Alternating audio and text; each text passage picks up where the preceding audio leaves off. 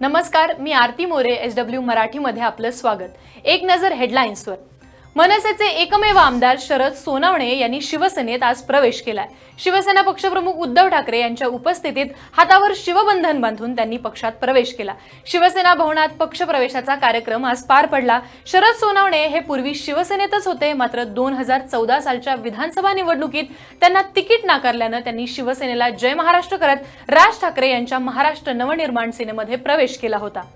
राष्ट्रवादी काँग्रेसचे अध्यक्ष शरद पवार यांनी माढा लोकसभा मतदारसंघातून माघार घेतल्याचं जाहीर केलंय। मी माढ्यातून निवडणूक लढवावी असा सगळ्यांचा आग्रह आहे, मात्र पक्षाने अद्याप माझी उमेदवारी जाहीर केलेली नाही। आम्ही कुटुंबात बसून चर्चा केली। मी स्वतः उभं न राहता नव्या पिढीला संधी द्यायचं ठरवलं आहे, असं शरद पवार यांनी आज सांगितलंय। पुण्यात झालेल्या पत्रकार परिषदेत ते बोलत होते।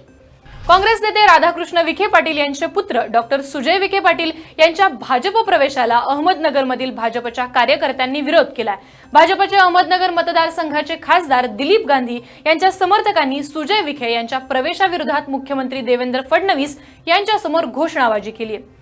येत्या आठवड्यात भाजप आणि शिवसेनेनं जागा वाटपाबाबत सकारात्मक निर्णय घ्यावा, अन्यथा आम्ही चौथी आघाडी स्थापन करू असा इशारा रासप अध्यक्ष महादेव जानकर आणि रयत क्रांती संघटनेचे सदाभाऊ खोत यांनी दिलाय। युतीतील जागा वाटपाचा तिढा अजूनही सुटला नाही, यामुळे मित्र पक्षातील नेते नाराज आहेत। लोकसभा निवडणुकीच्या काळात येणाऱ्या मुंबई विद्यापीठाच्या परीक्षा पुढे ढकलण्यात आल्यात।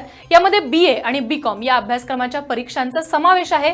विद्यापीठाच्या परीक्षा विभागाने याबाबत माहिती दिली आहे। BA BCom या अभ्यासक्रमाच्या 22 एप्रिल, 23, 24 त्याबरोबर 29 आणि 30 एप्रिल या दिवशी येणाऱ्या परीक्षा पुढे ढकलण्याचा निर्णय विद्यापीठाने घेतला आहे।